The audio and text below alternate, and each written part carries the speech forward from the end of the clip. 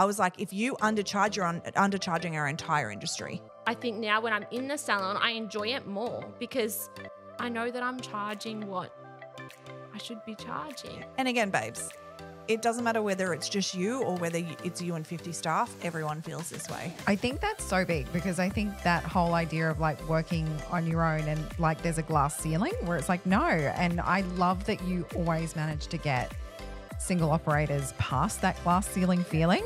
Like obviously you love either me or your hair because you wouldn't be walking in here if you just kept complaining about everything. So that's why I'm such a big advocate of charging appropriately and charging and quoting before you start. Like new clients that are coming in, it's so funny. You actually quote them and they're like, oh, thank you so much for doing that. That's the ideal client that we're looking for. We're not looking for, you know, Betty that wants a basic, you know, cut and blow dry and wants it for cheap. Have you stayed consistent with that now? I have. Yeah, I definitely have. Because I have Samara in the back of my head. Like, so if your clients are trusting you with their hair, with their colour, with their cut, why would they not also trust you with what they put on your hair? So I think that's where like definitely the mentorship has, just changed my whole mindset and just walking into that salon and feeling I've got this. I think if that's a kick you need, invest the money. Scare the shit out of yourself, invest the money, and then you don't have a choice. Hey lovers, just a quick one. If you listen to us and you love us, could you please hit that subscribe button? I know it's a pain, but that little button means the world to us and our podcast and means that we can get more great guests on like we know you guys love listening to. So do a girl a favor, hit subscribe, and we would be so grateful. We just wanted to say a massive thank you to our podcast sponsor, Kevin Murphy, distributed by Ozdair, and thank them for being the most amazing brand partner for Salon Rising. This brand is truly incredible and we are so excited to work alongside you. Welcome back to the Inner Sanctum, Salon Rising, the podcast. You got so good at that. I know. So good. Good morning, Sam. Good morning. How are you? I'm very good. I am really excited today because we've totally flipped it for our guest this morning. Yep. Because normally, normally, I know all the things and you're just like here to learn as we go. Yes. Whereas today I know none of the things. And that was cool when it's like, well, I haven't done any of the back stuff yet. It's like, no, you just need to hear the story. Yes. So I'm going to get you to introduce our guest this morning. No, you're going to introduce. Well, no, because you know all the Jess's stuff. I know, but so do you, don't No, you? I don't. Oh, you okay. literally said, no, just wait. And so I did. All right. Should we get Jess to introduce herself? Yes, Jess. She's like precious, straight into the fire. Straight into it. No warming up. No warming up. You can introduce yourself. So, Dun, da, da, da. This is Jess. Jess, from Wollongong, so Sydney, North Sydney. And yeah, hairdresser, 10 years in the business, been hairdressing for 13 years. And yeah. And your business name? Is Honey and Muse. Honey and Muse. Yeah. I do know this. Okay, yep. I love how Jen's just like, oh my God, yes, okay, I'm excited. Dink. Right. Okay, so Jess and I have worked together now for, I think it was, how long has it been? Well, 6 months? Yeah, probably Feb, I reckon. Yeah, okay. About February. Yeah. But then prior to that, I had done every single course. Every course. Salon Rising has ever done. Jess has done every single one. I'll do that one and that one and that one and that one. Even and now I need to go one-on-one. If I don't need it, I just still do it. She's my ideal client. I reckon. And then we started one-on-one in like Feb. So Yeah, we've worked from together one- longer than that, Yeah. but we started one-on-one in Feb. So the reason why I wanted Jess to come on is I've never seen anybody implement like you have. It is fucking wild how well you implement and how quickly you implement, and like how like I show up and you're like, okay, I've done all my homework and I did it literally the next day. And I'm like, oh my God, you're amazing. So tell us a little bit of the background story about Honey and Muse, also where you're at now, because I think one of the cool things is for anybody that's listening is you are a solo owner operator, and this is what was so cool for me, because watching you implement the things that I taught, it doesn't have to be on a big scale, but change things quite dramatically. So let's go backstory. Tell us a bit about the salon and where you're at. Okay, so I bought the salon when I was 21, off two of like my bosses at the time. So they were both sisters, and I was like 21, like what am I doing? Like, am I doing the right thing? So purchased the salon. Was great. It was just the three of us. They continued to work for me, which was really good because I felt that pressure was like off because the business was already established. Like, how did that go though with the change of dynamic? Like, how did that go from your bosses being your bosses to them being your employees? It just flowed. Wow, that's so cool. And at 21, how old were they? Well, one was in they were both in their 60s. Wow. That 50, is 60, wild. Yeah. That's a real testament to them as well. Because I think at the end of the day, our relationship was like not boss and employee. Yeah. Like maybe at the start it probably was, like in my apprenticeship and things like that. But I think as we grew, like it was like they were like my mums. Like, do you know what I mean? Because of the age difference. So it was sort of like, so I take my hat off to them too, because I don't know how I would go change. I had the salon for like 28 years. And then you just go swap over. Same name, same location. No, different names. It was called Sisters. Yeah, okay. So bought the salon, and Where it was did the name come from? The name change. Well, it probably happened about 5 years after. Yeah, okay. Because I don't have a sister. Yeah. And everyone was like, "Oh, but like Sisters as like a community sisters," and I was like, no, just doesn't feel like it just aligned. didn't feel like it was mine still. Yeah. Honey and Muse, I worked with a what do you call it? Like not a designer. Graphic designer. Yeah, sort of, like and a branding, branding specialist. And we come up with Honey and Muse. So honey meaning like that warm feeling when you're in a salon, and Muse means a creative artist. So that's. And as soon as I picked the name, I was like, that's it. Like. And probably from that day forward, it just always felt like mine. Yeah. Yeah. It was like this weird relief that it was like, I do this now. recommend that So for anybody interesting. who's walking into another space is to rename or somehow rebrand so that it feels like yours. Yeah. Because I've got a lot of salons that have done that, have gone into a separate space, and it's so interesting how a rebrand just makes it feel like, look, Juzzy, our friend who was originally Hair and Harlow, she's just rebranded to Eve, the salon, and she's wanted to be Eve for quite a while and decided not to for a while ago, but has finally decided to rebrand. And it just feels like, even for me watching as like from the outside, like it just feels like there's this like rebirth and it feels exciting. Like, so a rebrand really can do that when you need that. 100%. You know. And I think it was because I had done 2 fit outs prior to the rebrand. And it still didn't feel like your own? No, it still did That's not so feel interesting. my own. Yeah. I'm thinking of another friend that we have who has done this, and I'm thinking that after we leave, I'm going to message her and say, I know what it is that's going to make it feel like yours. It's going to be changing the name. Oh, and I it was don't know who that friend real is. like, It's on the coast. yeah. Oh, I know who it is. Yeah. Yeah. Yeah. I agree 100%. Yeah. I 100% agree. I think that if you feel like you can't make it your own, you 100% need to rebrand it as your name. Like, that sounds weird. Not but your even actual like, name, but just something no, that rebrand it represents as you. something that represents you. As you said, definitely. like sisters, you don't have sisters. It doesn't No, resonate. that's Whereas this is like, oh, this is me in a name. Yeah. I have seen that before too, quite a few times, of people like rebranding it and then it's all of a sudden it just feels like theirs. Because I guess you're taking on the identity of someone else, you know. It's like when people, this is going to sound completely different, but it's like when people like get pets and sometimes they rename them because the pet doesn't feel like theirs with a name that doesn't resonate. Mm-hmm. And then the pet feels like theirs. Mm-hmm. It can be the same when it comes to anything that it's becoming yours. That rebrand is important. Yeah. It's the same with your identity, right? I've rebranded back to my maiden name and I feel like it's shifted my identity to come back to myself again.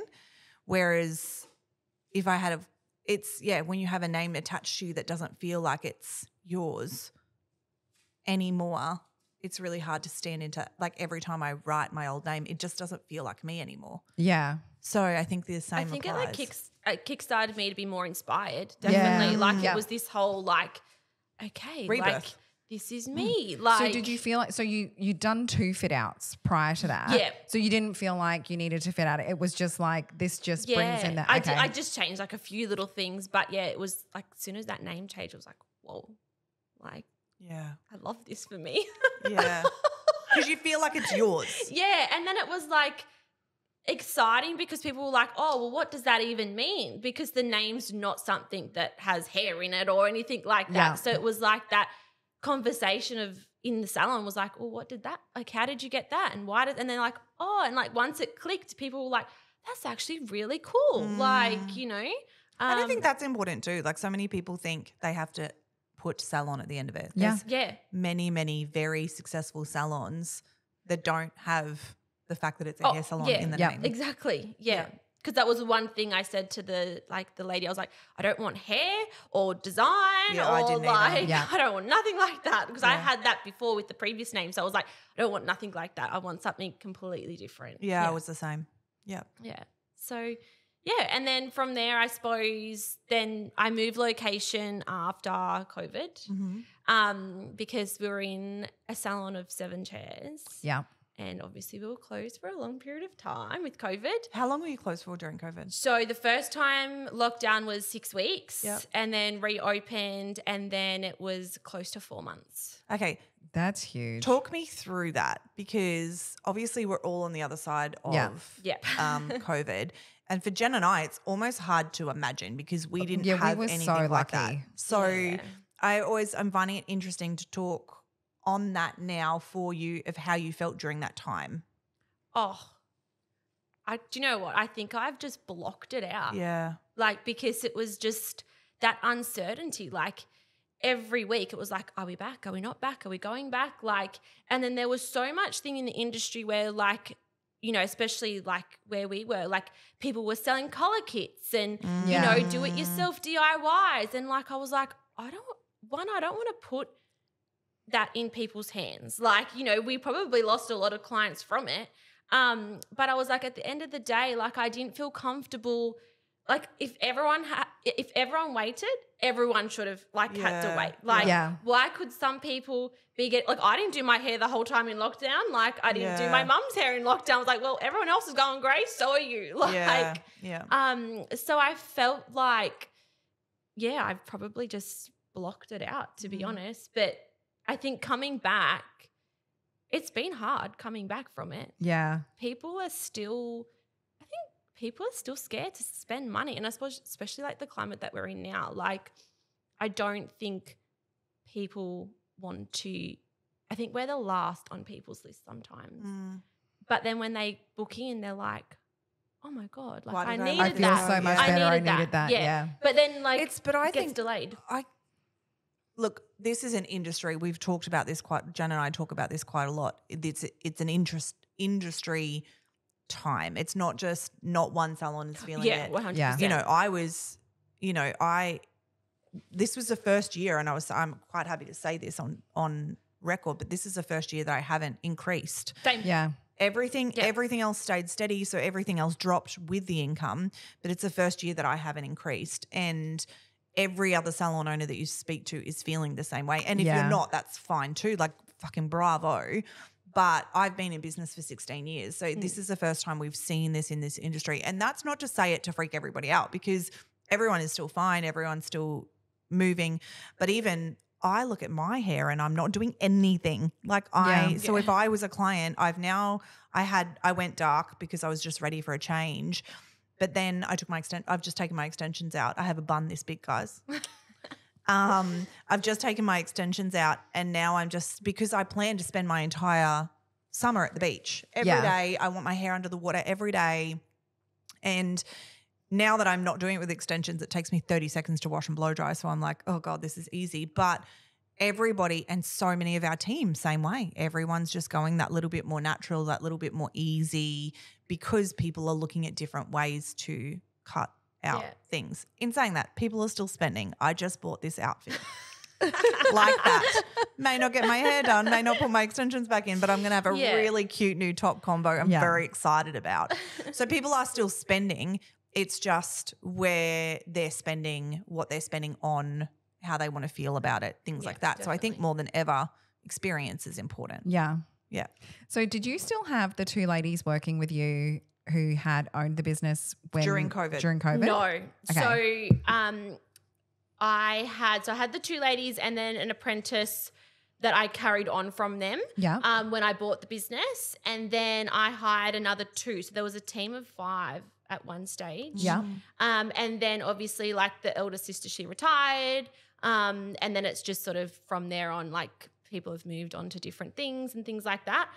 So you had a team when you had this 7-chair salon as you're going into these periods of time where things are getting shut down? By that time I only had myself and 2 others. Okay. In COVID? In COVID. Okay, cool. Yeah. So how did you navigate that then? Like how did you keep your team on? Like what Everyone did you do? stayed on. Yeah. Yeah, everyone stayed on. And then obviously we had like Job Seeker or all of that was helping like pay for them. And then when we came back, it was like we all still couldn't work together. Yeah. Okay. Because it was restricted. So like every second chair was vacant because of the 1.5, and we only had we had 3 basins, but we could only operate 1. Yeah. Just sounds like you look back now and you're just like, I was so dumb. Yeah. Yeah. I don't even know how we did it. So we were doing like split shifts, just to get people in, and like the influx was crazy. Like people hadn't had their hair done in 4 months. You know, so and the jobs were like bigger.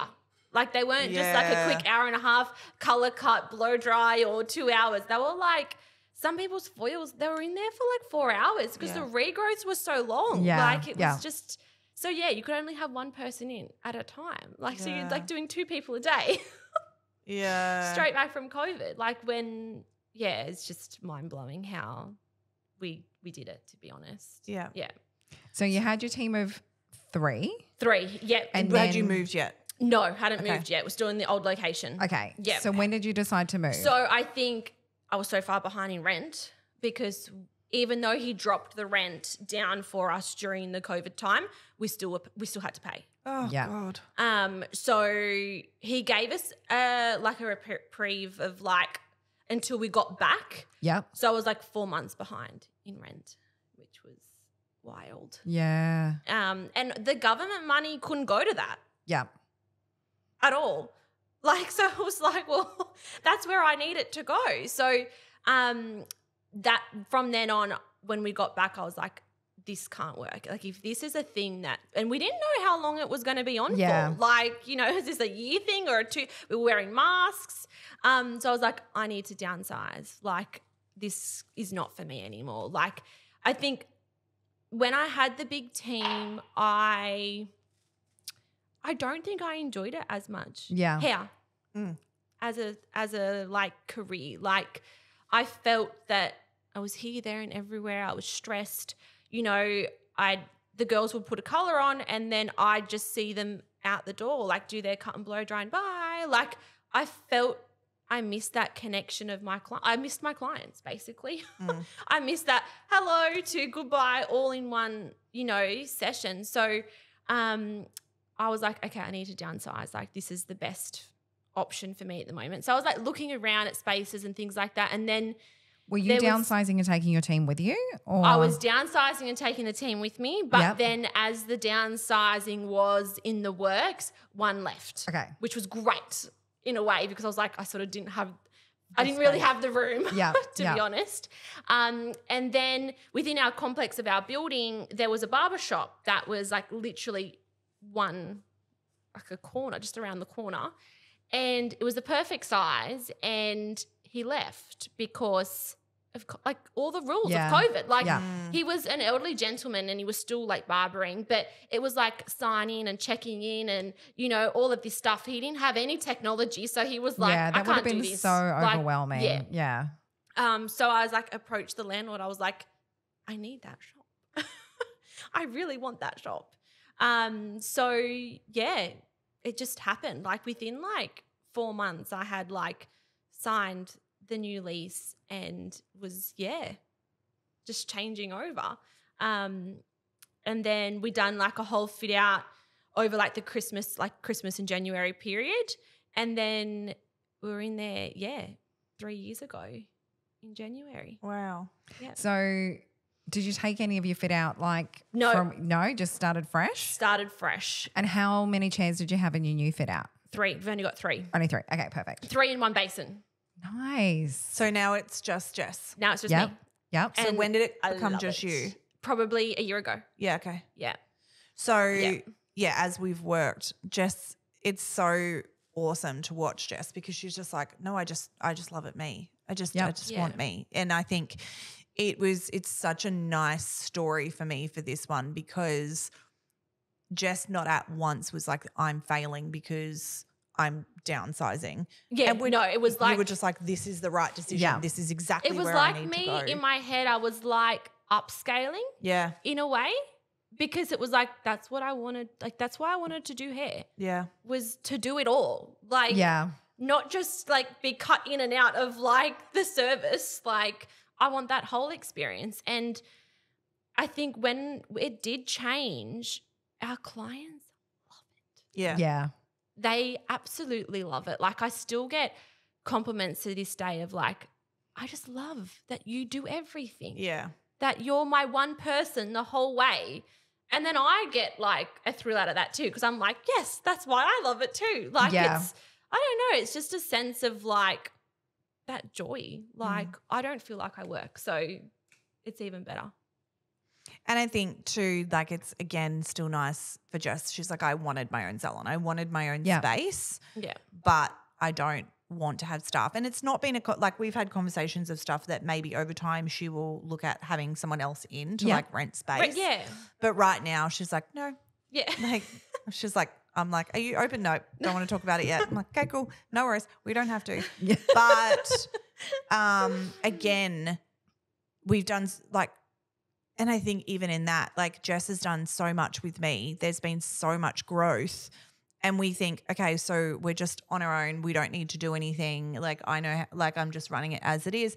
But how you've implemented changes and how the business has changed since having someone to support you in that. Yeah. So I think that's so big because I think that whole idea of like working on your own and like there's a glass ceiling where it's like, no. And I love that you always manage to get single operators past that glass ceiling feeling. You know what I mean? Yeah. So let's talk about the changes. There's been huge changes. I think like one of our first calls, I was like overwhelmed, but I was like, okay, we're going to do this. Like I'm one that once someone tells me to do something, I most of the time will just, my mindset's like, okay, I've never seen anything. I think she's the most, I've worked with so many people and I love you all. I've worked with all of you. I love you all.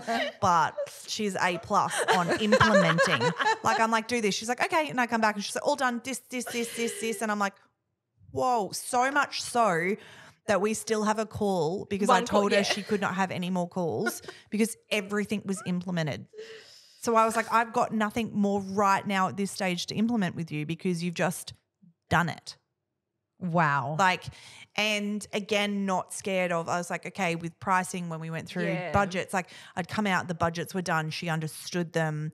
She was like, I was like, okay, now pricing. Again, she'd just go and do it. Like she was not fearful that I can't charge this. She was just like, okay, yes, I can understand why. I think it was having you there in that like, I can actually do this.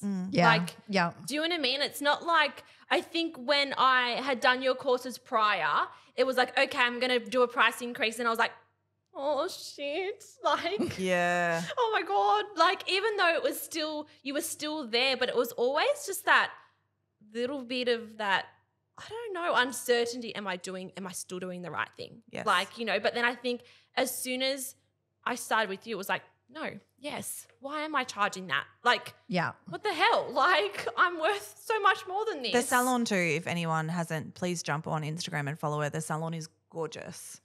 Gorgeous. And at that point when we were working together, she hadn't posted since like 2000 and That actually, do you know what? 2. I might be A Beginning. plus with everything else, but that was the one thing I was like, F. And you were so and I was so against it. You were I was so against it. I was like, you need to post on social. She's like, I don't want to. And I was like, babe. And she was like, no. And I was like, it wasn't until our last call where she'd implemented everything else. I'm like, okay, we're going to talk on socials. Because what did you say to me when I kept asking you where you get clients from? Social media. She kept saying social media, and she hadn't posted on social in like 2 years. What? Yeah. It was so random. Because if you look at her socials, they're beautiful. We'd have So like people would find her somehow, and then like she'd be recommended or something. And then obviously they were going on her socials, and her socials are beautiful. So it was just speaking for itself. The salon is gorgeous, but she hadn't and she was like social media. And I was like, so can you imagine if we like ramp this up a little? Like, what are you doing?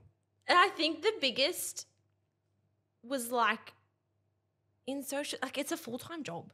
Like that's what it felt like when I was doing them. Like it was like hair, social media, you know, bookwork and business stuff. And it was just like, I am stressed. Like I am splitting myself up in, if I wanted to be in marketing, I would go down marketing, but I don't want to do that. So I think that was where I was like, cut off. And I was happy. I was so happy. I was like loving it, just going to work, doing my thing and coming home. And then obviously when we spoke about it, I was like, oh, I know. I knew it deep down that that's where I needed to go. And then I was like, and then you were like, just get someone to do it at least. Like do something. And then I was like, okay. So like I went on a hunt to find someone, and I have a great social media agency now. And I love it because all that, they send me the month of what they're going to post. And I'm like, great. Yes. So again, it was the outsourcing idea, right? So it was like make enough to cover someone out. For me to out, I'd rather take an extra client 100%. than do this. So make enough money to outsource this so it's worth it. Mm-hmm. Yeah. And we all have those different things. For me, I actually love doing social media. My team love it. So socials are easy for us. So I wouldn't outsource it. But there is many other things That you're like, that I don't wanna do my own stock.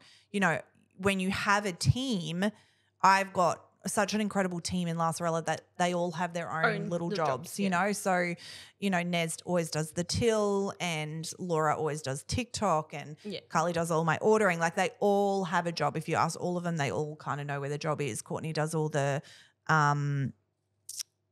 like back ordering with like coffees and teas and stuff like that.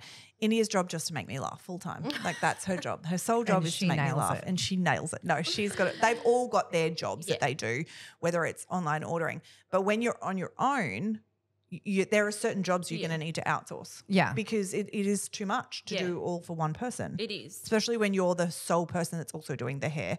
So I think it's so important to find those people that can help once you're like, okay, I'm not going to do this. So if I'm not going to do this, how can I outsource this? And I think, as you said, like you need that tribe of people. You do. Because I feel like running a business is effing hard. Yeah. Like, it's like jumping a hurdle like every couple of months. And it's like, really, what now? Yes.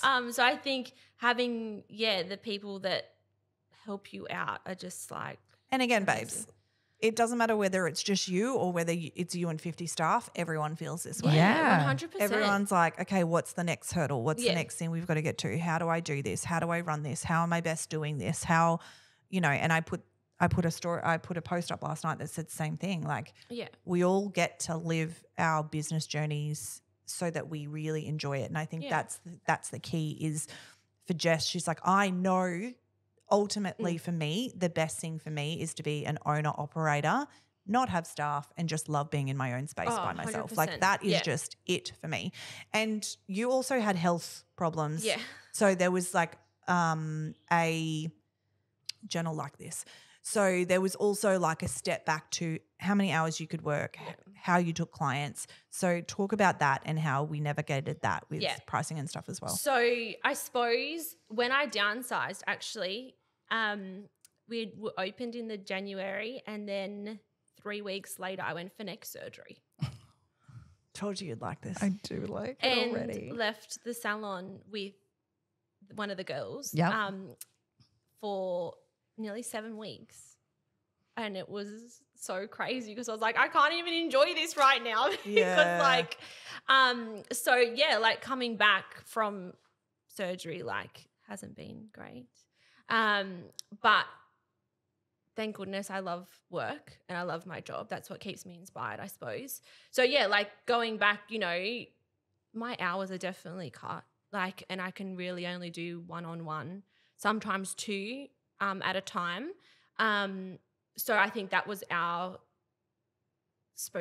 huge thing together was like, how am I charging this when I need to charge more because they're literally getting All one-on-one. of you for the whole time. Yeah. And it was like, okay, this needs to change. And that's obviously when I was like, these courses are good, but I need Samara's more like energy to help me through this. But yeah, like it's definitely helped. Like, and I think now when I'm in the salon, I enjoy it more because I know that I'm charging what I should be charging. Yeah. I was having this argument the other day. So one of my girlfriends is dating a barber and he's new into it and he's just like, he just does like free haircut on your birthday. I'm like, I'm pretty sure you're just giving free haircuts full time because he loves it so much. Like that he's just like, he used to be a builder and now he's a barber and he just adores it. But I'm like, that love's going to run out, babe. Like, and you're going to want to still make money in this business. And I said to him, the other thing about this, babe, and I was like, maybe for barbers as well, but I was like, if you undercharge, you're undercharging our entire industry. Yeah. So when you don't charge appropriately, you're undercharging our entire industry. So I was like, so you need to charge so that our entire standard lifts. Because when, you know, Susan down the road is charging, you know, $80 for a half head of oils cut blow dry toner, it completely downgrades what our industry is worth and how much time and effort and training and motivation and inspiration goes into what our craft is. Yeah. Yeah. And I think it's starting to change, but there's like so much more. Should go to. Like, did you need to make big price adjustments? Oh yeah. Yeah. And she did it and just went straight in. Yeah. Like, and I've still got probably like one more price adjustment to go. She went big and bold immediately. It was impressive. Like once she just, and I say this to people. And I was like, I can't charge that. I can't charge $50 more. And she's like, well, yes, you can. I was like, okay, I can. Because she was dramatically under. So I say to people always say to me when I put a price increase in, should I tell clients yada yada? And I'm like, if it is a substantial price increase, like if you are substantially increasing $20, $30, $40, $50 and up, maybe $30, $40, $50 and up, I would send a message out saying like, we are having a price increase, please get in touch. If it's $5 here, $10 here, I would just quote them before you start so that everybody knows that there is an increase, but generally people aren't going to look at that. But if it's a $30, $40, $50 increase, is going to be something that people are going to need to know. Was that across all your services or were there just a couple that were under? No. So everything was increased. Oh, wow. So then that's why it came to $40, $50, $60 plus the add-ons weren't getting charged in. So when I say add-ons, I think this is something that I do a lot with clients that, you know, and it's something that I feel really passionate about. If someone's coming in for a half a head and it's a basic, 10-week regrowth, half head, simple, done, toner, cut and blow dry, it's all charged, fine. But then someone comes in and they've got, a 6-month regrowth. Root shadow. And they want a root shadow and ends. Yeah. You might have to do a double tone, whatever that is, they're getting charged the same price as a person that's got the regrowth. Yeah. So either the regrowth person's paying too much or the full person's not paying enough. And it's generally the full person's not paying enough. Plus, the next time they come in, they're getting charged the same regardless of whether they have all these extra things. So and then they're like, but I didn't get as much done this time. So how come you're not charging me as much? So I'm really passionate about making sure that your prices – you have your base prices and then you have your add-on services, longer, thicker regrowth, longer, thicker hair. If you're doing ends, if you're doing a whole lot of low lights in between, tip outs, everything needs to be an on charge because if you go in and have, let's think about it in the beauty space. If you go in and have a facial, and they recommend you 3 more treatments on top of that, you pay for all of that. Yeah. Whereas why, if you're going in to have your hair done, do you not charge accordingly for those things? Yeah. So I think it's really important for people to be looking at their price list, and especially when they're using packages, and really working out, are you charging what needs to be charged? I think that was half my problem, was everything was packaged. Like so it was everybody that works with me, if you have packages, you're going to not packages. And I take everybody out of packages. And I think that was like, it was the mindset, because that's for, that was my whole, like the whole career was like everything was have the colour and then you add on this. Because you're in here having your colour, you get a cheaper cut and blow dry. Yeah. Because that's how I was brought up in the industry. Like, so I think it was really hard to like get into my head that, well, it doesn't matter if you're coming in for your colour, you're still going to get charged if you were to come in separate for your cut and blow dry. If you had 2 services, one on the Wednesday, one on the Thursday, you're going to get charged for them. Yeah, like why once like you got my head around that, I was like, why? Why have I been doing this for? Yeah. So how did you navigate your price increase? I find this, and I'll just preface this. So I was having this chat with one of the social media people that we work with a lot, Ash Bailey, and she's awesome. Yes. If you haven't checked her out, you should. And she was saying like she thinks there needs to be a lot of discussion in the chair. She's not super keen on when people just chuck it in their stories and stuff like that. I'm not either, because I think that it makes it I think that's why for me, you will never see a price increase put on my stories. Yeah. Ever. Because I think that gives people a sense of like, ugh, like that feels sticky. Like, so I think if it's a substantial price increase, I always will send a message out. Yeah. Like I encourage I never have substantial prices increases now because I don't need to, because my prices are where they need to be. Yeah. But I will say to my clients that I work with, if it's a substantial price increase, send a message out to your entire database so that your clients can get in touch and say to you, if they're struggling, they can say to you, $50 might not be much to you, but $50 is a huge amount to somebody else. Yeah. So get in touch if you would like to know what your prices are moving forward. And I also say to my clients, be soft, because someone might come in, you might quote them and it might be too much. So charge your last prices, and moving forward, this is what your new prices will be. So there has to be a little give and take for clients to feel comfortable, because I don't want anyone to be like, I can't afford this. This is taking away from this and this. I'm also really conscious about that. Yeah. So that's why I'm such a big advocate of charging appropriately and charging and quoting before you start. Yeah. Because if you quote somebody, they're instantly going to be able to sink into their chair and know that what they're getting charged is okay. The thought of not quoting somebody, getting to a front desk saying it's going to be $400 when they thought it was going to be $150, and someone struggling through that just makes me feel physically sick. So quoting before you start is huge. Apart from our regular clientele who roughly sort of know their prices now, but like new clients that are coming in, it's so funny. You actually quote them and they're like, oh, thank you so much for doing that. Yeah. And it's like you see the relief in their face, like, and then they sit down and then they feel happy the whole time, because they know when they get to the front desk, it's going to cost them $400. Yeah. Like they're not sitting there going, do I need to transfer money? How much am I going to transfer across? This feels a bit awkward. Like I don't know what it's going to be.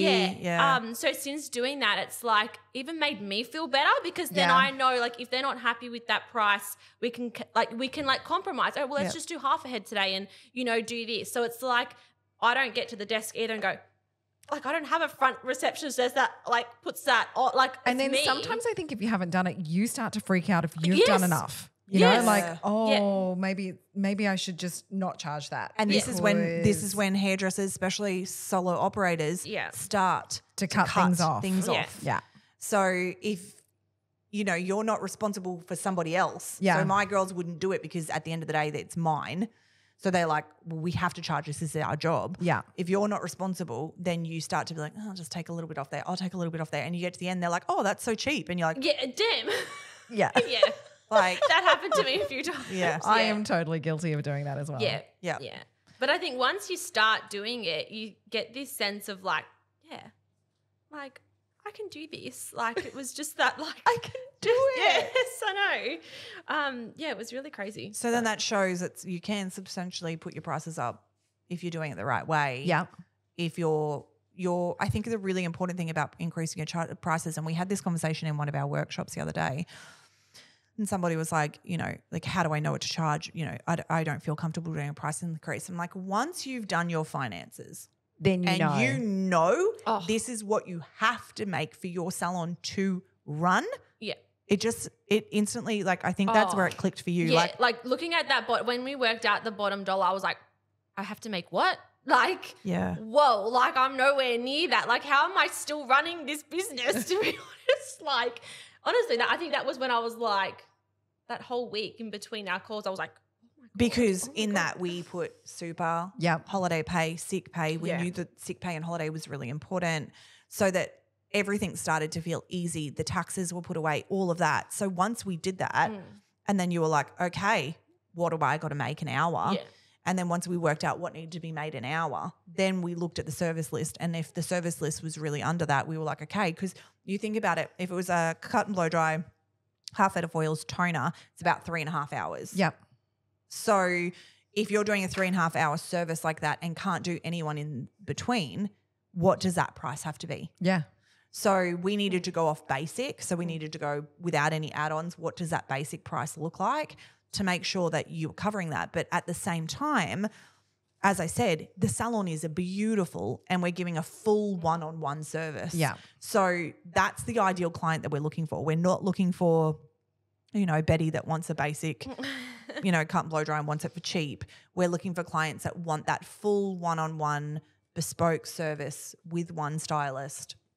So they're happy to pay more because they have all of her. And most of the time, like when it is one-on-one, I'm not at the back when their colours processing. I'm out there like sitting down with them talking to them. Like it's like literally like, I don't just go, hi out the back unless they're like doing work and stuff. But most of the time I'm sitting there with them, like chatting. So talk to me about the call to do with retail, Jess. Oh my gosh. That was probably one of the most not embarrassing calls, but it was like, let me dig myself into this hole right now. So it happens to all of us, the best of us, even salon owners. Yeah. Retail can be such a dirty word. Retail is not a dirty word. Yeah. I was like, all right, Jess, we're going to look at your retail figures. I think this was the second week. Yeah, second or third. Yeah, yeah. And you were like, I don't want to talk about it. Yeah. And I was like, we're going to talk about it. I think it was, I can't even remember what the number was. It was like $70 or something. I think it was $70 for the month. Yeah. And I was like. Yeah, it was ridiculous. For the month? For the month. Yeah. Okay. Yeah. Because I think a lot of the times when you are owner, operator, blah, blah, blah, it is like the last thing you're thinking of, 100%. right? So you know how important it is, but everything else is going on and it's like you just forget it, that it's important. And owners do that now even with staff. Yeah. So I was like, okay, let's talk through this. So we talked through my method. We talked about the importance. We talked about all of it. And Jess was just like, fuck, click, click, click. Tell me what happened the following week. I think the following week I was just like, let's do this. Because she had full shelves of stock. I'm going to show Samara I can sell stock.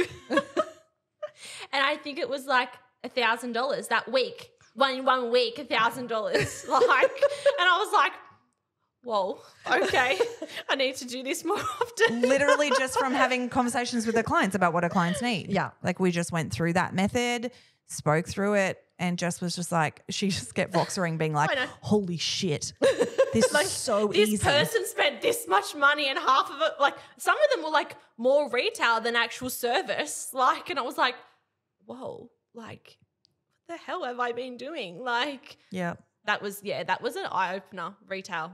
And that was just crazy. I said to Jess, do you not, like, A, you're going to help your clients substantially. They need all of this.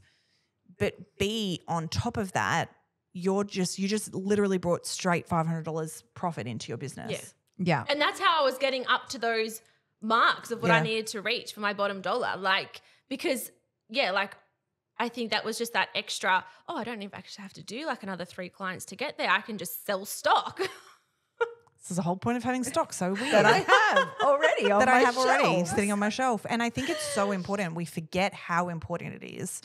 Retail is a big one, the big conversation for me, because there's so many things that I can't live without for my hair. Yeah. And I don't even have extensions or colour right now.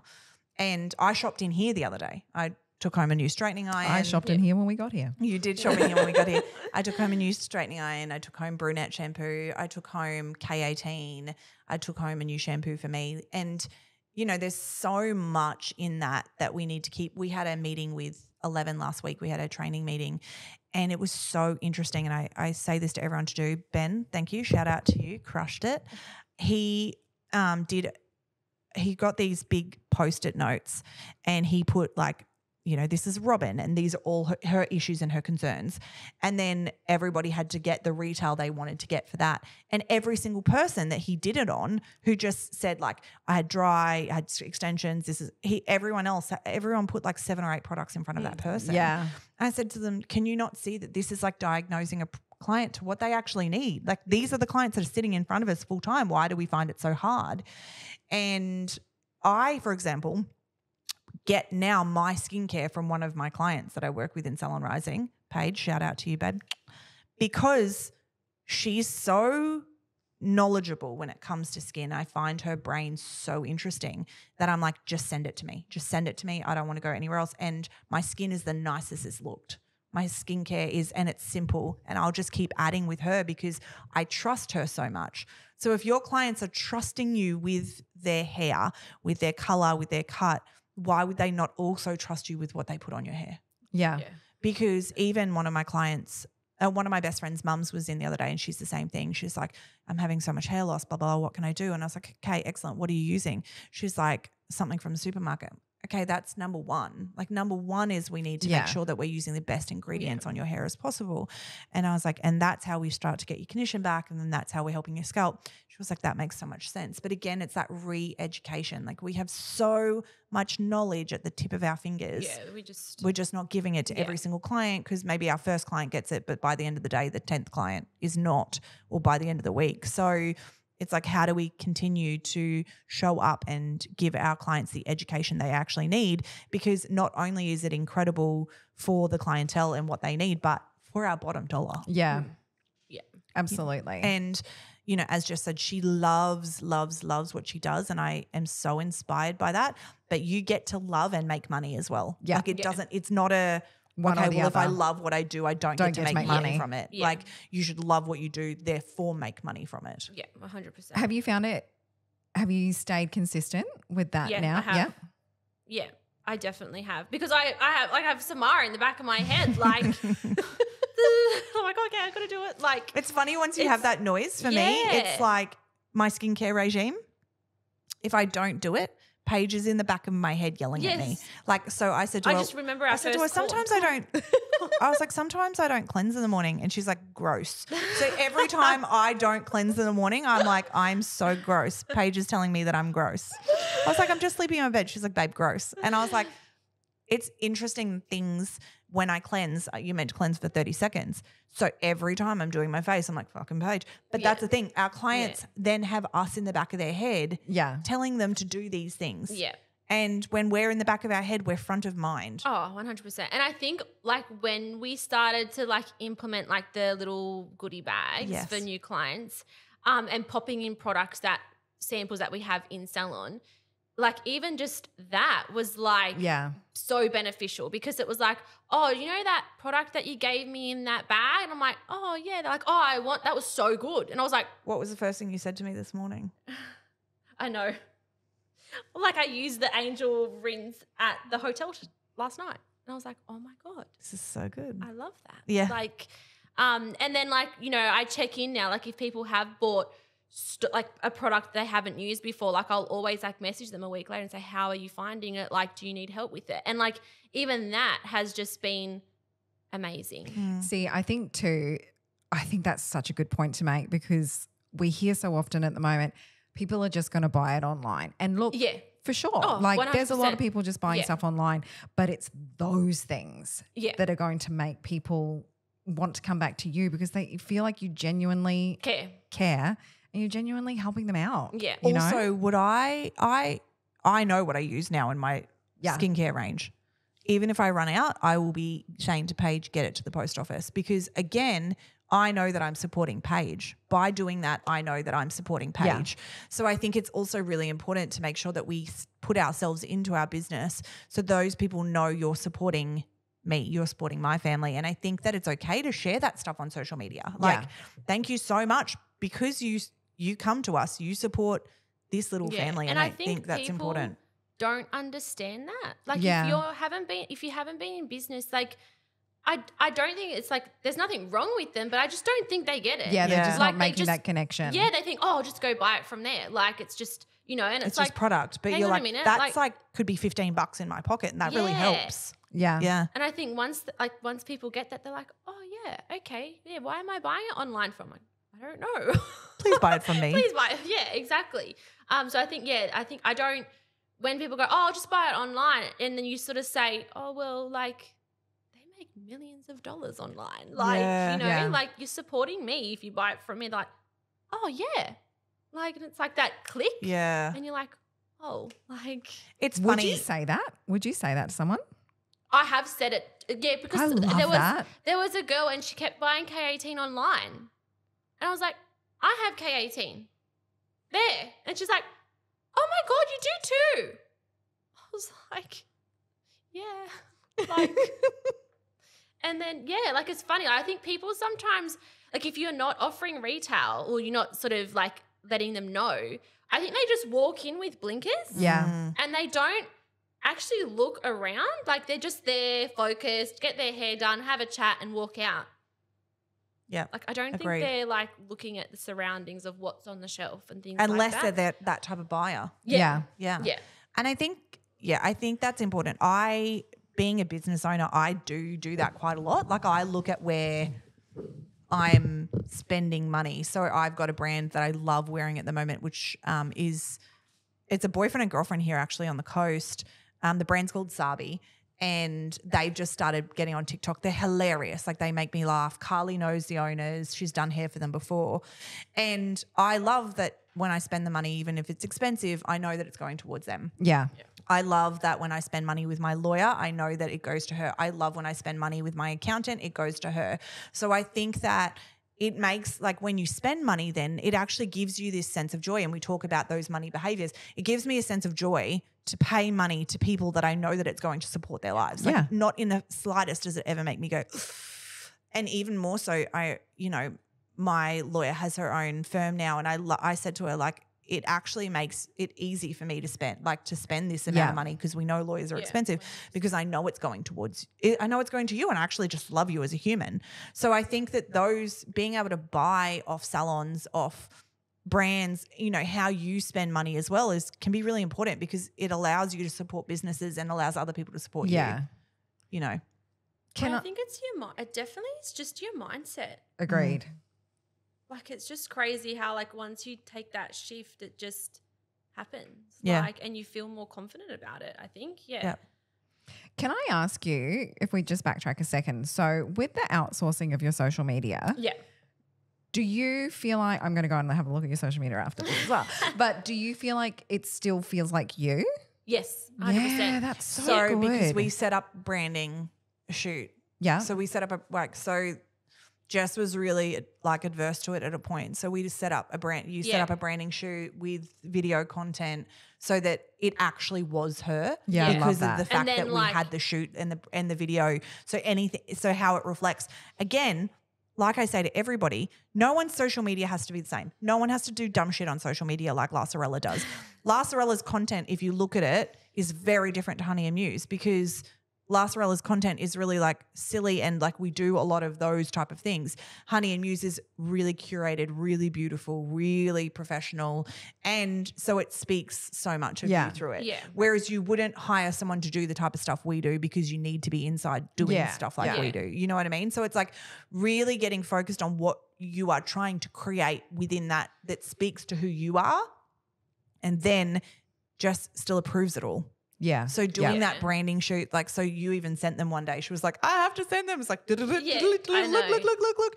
So then she was so excited about what it all looked like and for her stepping into her power of just being a solo owner, which was really important at that point for Jess because I think we spoke about it. She always had the we's, so she kept saying we and I was like, it's just I now. Yeah. It's just you, and you've Yeah. got to be so proud of that because I think it's so special. So like putting herself back into her business that's just her, Yeah. then the brand, then it was easier I when know it came because to the Samara, other stuff. I'd be talking to Samara, I was like, why do you keep saying we? I was like, I don't know. It just always felt like a we. Yeah. Like it just always felt like, yeah. I think I'd had a team for so long, like it was just that was the word that just came out with it. Like, Yep. But yeah, I've definitely gotten used to I. Yeah. Yep. This is me. This is you. I love that. So then, yeah, with the branding came like Jess still, like, again, they send her stuff and it all feels like her still. But if And you then looked I at the send old them branding, stuff it was the too. same way. yeah. Yeah. Yeah. But I send them like once I've done someone's hair, most of the time I'll just send them off like a photo to the Google Drive, and then they'll like if I want something like added in that week, I'll be like, I need to add it in this week, guys. Like, and they're pretty good. So it's not like it's curated for the whole month and then I can't change anything within the month as well. Yeah. But you'd be proud of me. I have been doing my stories. So I've been proud. popping on my Because stories. I was like, you have to get on stories. Again, it's another important component because people need to see you constantly showing up. Yeah. They want to know who you are. If they're going to spend their money with you or their time with you, trust you with their head, they need to know who it is. Yeah. So it can't just be like, this is my beautiful curated feed. You can't know who I am because you need to put you back in your business. Yeah. And I think I've never been like the one that's like, look at me. Like I've always sort of just, I don't know, just sort of gone through it like, you know, so like, you know, like even when we would speak about you should be like, you should be proud of like what you've done and what you have achieved. And I'm like, yeah, I know. Like, and it's like only now that I'm like, do you know what? Like sometimes I do walk into the salon now. I'm like, yes, like this is amazing. Like what I've done is pretty cool. Like, you know, but I think it's just, yeah. And then getting we the right also team. needed to work out for Jess, I was like, luckily Jess loves what she does, so it's easy for her to work. But I was like, what do you want to achieve? Like we definitely went into ego stuff as well, which was massive. Yeah, that was huge. Do you want to go into that? Yeah. As comfortable as you are, like whatever you want to talk about. I think there was like a lot of head noise, like about like what the old owners did and what I was changing. And I think there was always that like, you know, they didn't really take breaks and things like that. So it was like when I wanted to implement like the close over the Christmas, I had to do it gradually. Like, and it was just that thing, oh, I need to do it better, or like, oh, like, and it was just like forever head noise, like I'm not doing it right, or, and I think once then. And then it was like also that proving. Yeah. Like Jess is like, well, I need to look successful because I need to prove to them that I can be successful. And like like, wow. 'cause And I was some of like, them- so I said to her, like, what are you doing to try and make yourself prove? And generally it's things that we have, like we want to look externally like we know what we're doing. yeah. If I look externally, you know, if I carry the bag, if I, you know, wear the expense, like if I look externally expensive, then everyone's going to think that it's successful.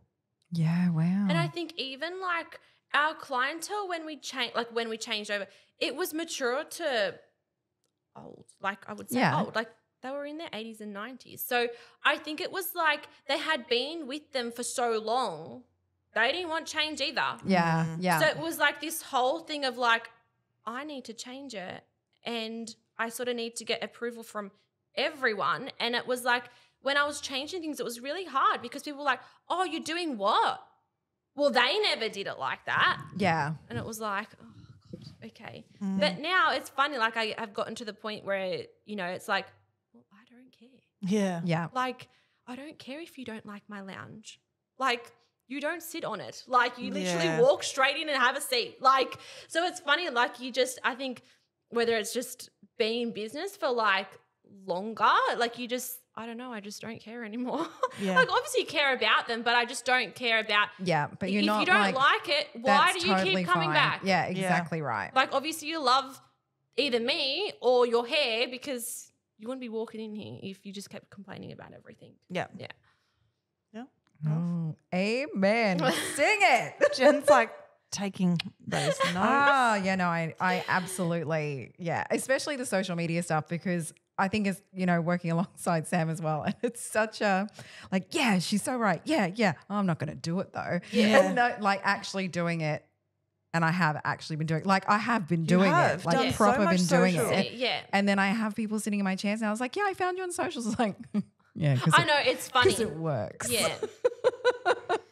People always go, like, I heard in your last socials, in your last, we had that last week in It's our like, I don't course. care if you don't like I it. heard in your podcast that you're like, I don't care if you don't like social media.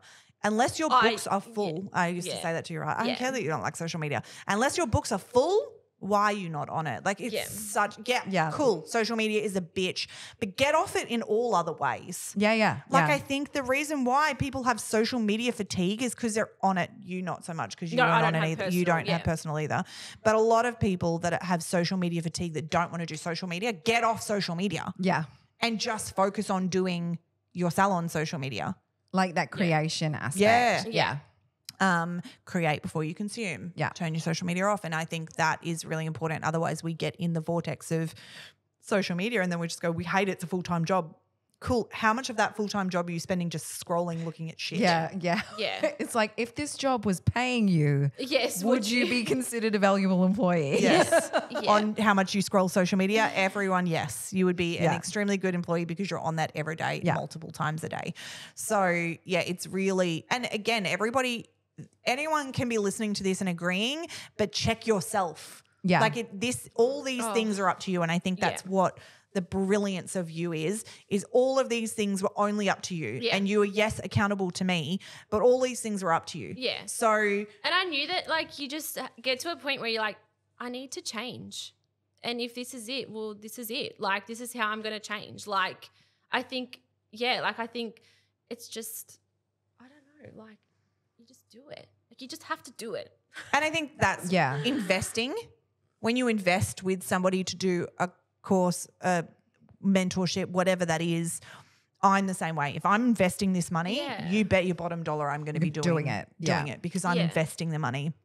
I think if that's a kick you need, invest the money. Oh, 100%. Scare the shit out of yourself, invest the money, and then you don't have a choice because in that 1 week of making $1,000 in your retail, you know what I mean? Yeah, like exactly. So if you had the space of and I always think about that. I don't ever say that to clients because I'm like, it's up to you guys whether you're going to implement what I say to make the money back. Yeah. But I always think if I'm investing in anything, any type of course, anything, I need to get that back tenfold. Yes. Yeah. So I'm going to put all my energy into it so that I can get it back tenfold. Yeah. Because I want to look back and be like, all of that money that I invested was worth it because this is how this is what I'm actually doing. And I think it's just getting that inspired. Like I felt really inspired. Like I was like, well, if she can do it, then that means I can do it as well. Like, and then everyone else can do it. And it's just like this whole circle, and it's so much easier to have someone tell you what to do. Oh, 100%. Like I think in a mentorship, when someone tells you what to do, you're like, we're so decision fatigued. Like absolutely. I remember walking around when I was so fatigued after my separation and I had to go to, my sister was with me, bless that woman. And we were in like Harvey Norman or somewhere. And, it was a good guy. The washer dryer. And my sister was with me and the guy was like, you could buy this, you could buy that. And I just looked at her and she was like, you're really decision fatigued. And she's like, I make all the decisions, you go. And I was like, thank you. Like we get so fatigued with all of the decisions that we have to make when it comes to business. It's 100%. exhausting. Like I've got to decide this and it's little things, it's big things. I'm deciding on menu covers right now. I'm, and then you're like, okay, what training should I do this week? And how should I run? Like there's so many different decisions that we have to make and you want to be the person that makes the best decisions for your business. Someone else just tell me how to do it. Yeah. Someone tell me what to do. And give me the steps on how to get there. The actual steps. So like even for me, like I'm like, I probably need somebody right now to tell me what to do because I'm fatigued. Like tell me to go for a walk 3 times a week and be accountable to it. So I think the best thing for you was having someone that you're accountable to because then I could check in. Yes. And be like, I'm doing this. Like praise me. I did I'm doing it. She's just like me. Someone tell me I'm doing a good job. Yeah. Yeah, 100%. I was like, I'm going to send it to Samara because I've done this and she will be proud. Like, Yes. So I think it was just that constant, like, oh, that's my, yes. Like, It's interesting too. I think we did some love language. I did some love language stuff on the weekend with my partner, but we did it with our children as well. And even we knew the way that because you can do the quiz with kids. Yeah. And we knew the way that they feel loved, but it's the same thing when it comes to praise. Like yours would be words of affirmation like mine is. Yeah.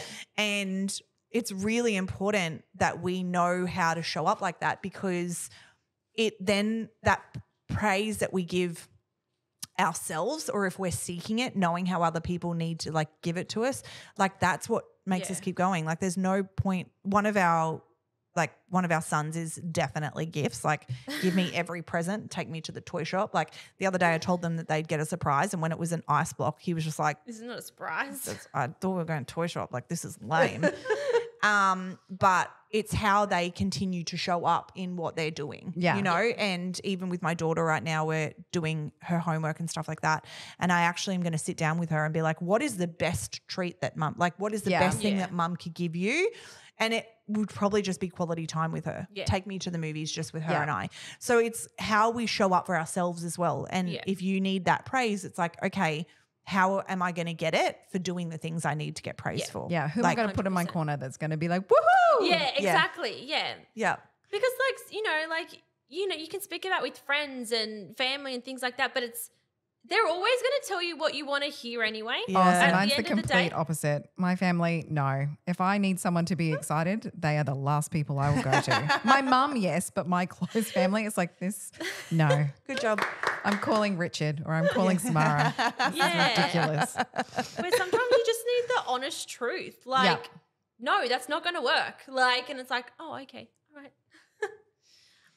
So I think that's where like definitely the mentorship has, just changed my whole mindset, and just walking into that salon and feeling I've got this and I've got this, like the steps in place to do it, and knowing everything, like literally every number, like, and it's like, this is great. This is a great feeling. Yes. Like, even like knowing like if I didn't make it that day, well then it gets tacked on to the next day. And like it's just knowing, okay, well tomorrow I've just got to push a little bit harder. Like, so I think, it's just those little changes. And that's so important for a solo artist, like to know, because when you have a whole team that can make up for it, it's a little bit easier. But when you know that's solely on your shoulders, you're just like, I need to keep going. I need to keep moving. I need to do this, and this is where I need to be, and this is what it needs to look like. Like I think those steps are so important because then you will keep going when you know that that's what you need to do. Yeah. And why? 100%. Yeah. And then you can you're like, okay, I got to make an extra 150 tomorrow. You're like, bet your bottom dollar I'm going to be putting those add-on service on and selling some retail because I need to be back, because it's for me. This is my money. This is my time. This is my sick leave. This is my holidays. This is my tax. This is my money for my life. Yeah, exactly. And I think when you get to the end of the day and you achieve it, you're like, yes. Like, yes, I've done it today. Like, owning a business is worth it. I know. Yesterday, not so much. Today, absolutely. Yeah. And hearing my clients be like, I made the most amount of money in my business today than I ever have on a day. I'm like, that is exactly what I want to hear. Yeah. I want to hear. I think it was like the first week or the second week. I was like, I haven't made this much in a very long time. Like, and when you have all the tools, it's easy to. Yeah. Absolutely. So I think that's how has we have to wrap up soon because we have gone quite long, but I just want to, so how has your, like, what's the path forward? Like, how has your injury with your neck impacted stuff? Do you have a plan to move forward? What's the go there? I suppose we're just managing it. Like, I wouldn't be able to, like, people have said, well, would you do anything else? And I'm like, no, like, my specialists tell me to, but I'm not, because I wouldn't know what else to do. Like, I just love this so much. So I think just keep doing like what I'm doing, like, and just growing on that, like growing on service and, training and things like that, just to make me that little bit more inspired, and that I don't know, that people walk in and go, she knows what she's doing. Like, and that's why I give her my money. Like, so I think it's just, hopefully, I can get more clients. Obviously, everyone wants more clients and things like that. So, yeah, I think just keep growing on what we've spoken about, I suppose. That's inspiring. That's great. Yeah. I love that. I feel like this was a podcast for you, Jen. It was, really. It's a really good timing. It's a really good timing. Here, Jen, here's a podcast just for you. I knew coming in this morning, I'm like, Jen's going to be like, yeah, best friend's a business mentor. And Jen's like, I just learned so much I'm going to implement. No, I implement everything you tell me to. I know. Here's some more. Okay. Yeah.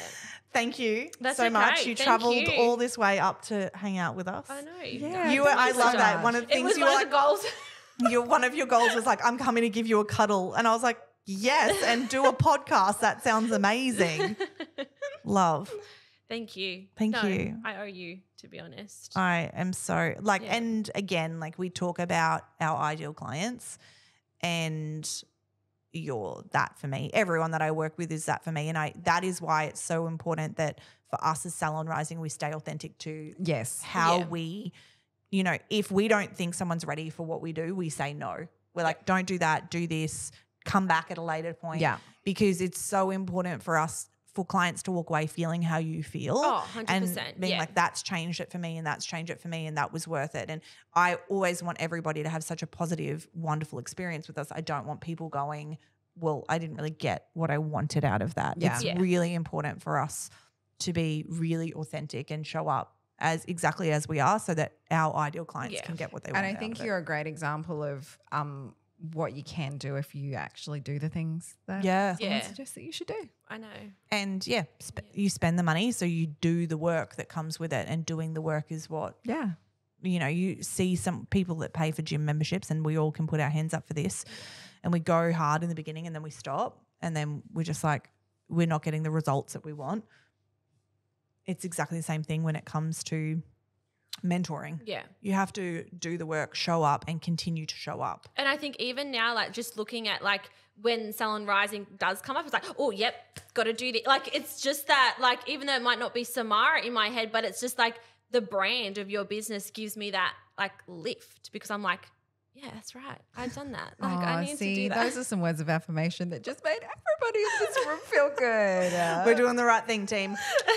Bingo. Okay, guys, we're going to have to wrap it up there, but thank you so much for coming up and sharing your story with us, Jess. If you jump on Jess's social media, Honey and Muse, and, give her a little bit of a shout out because it's not easy doing this. It's not easy coming on. It's not easy speaking through all of this. So give her a little bit of a shout out, bit of a love, especially if you're, this is where your path feels like it needs to be, because I think that, knowing that that's where you need to be and it's your happiest. Like I remember saying like, do you want staff? You were like, hell no. Like knowing where that sits and how that feels comfortable, and you are just in such your own beautiful journey. And I think that's the most important thing, is really getting back into your purpose and your why.